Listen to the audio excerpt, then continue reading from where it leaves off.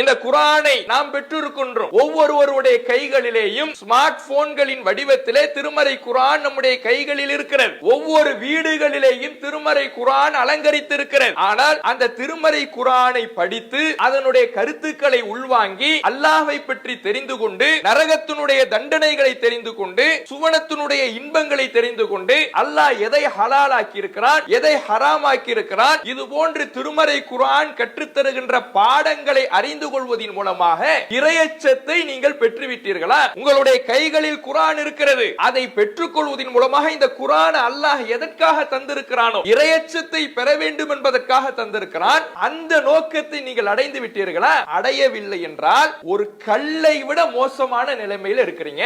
ஒரு மலை பாறையை விட மோசமான நிலைமையில் இருக்கிறீங்க. ஒரு மலை அதன் மீது இந்த குர்ஆனை நாம கொடுத்திருந்தா கூட, அதுக்கு இந்த குர்ஆனுடைய உபதேசங்களை நாம் வழங்கியிருந்தால் கூட, அது கூட இறையச்சத்தை பெற்றிருக்கும் போல நீங்கள் பெறாமல் இருக்கிறீர்களே என்று அல்லாஹ் ரப்பல் ஆலமீன் இந்த மனித குலத்தினுடைய ரோஷத்தை தூண்டி விடுவதன் மூலமாக திருமறை குர்ஆனின் மீதான ஆர்வத்தை ஏற்படுத்துகிறார்.